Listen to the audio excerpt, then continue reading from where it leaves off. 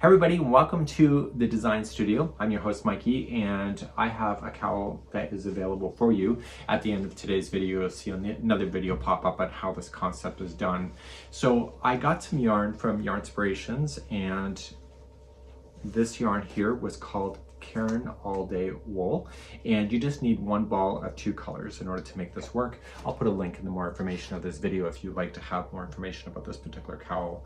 But I like to go in a continuous round so that there is no slip stitching involved, and so you can actually physically see where the pattern stops on that, but it doesn't have a slip stitch.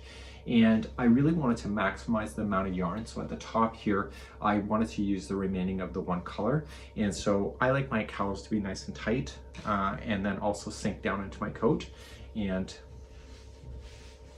it's almost like a turtleneck. So you can wear it either way. You can roll it down just like that, and it will tuck right in so that you don't have any air going down, cold air going down your chest.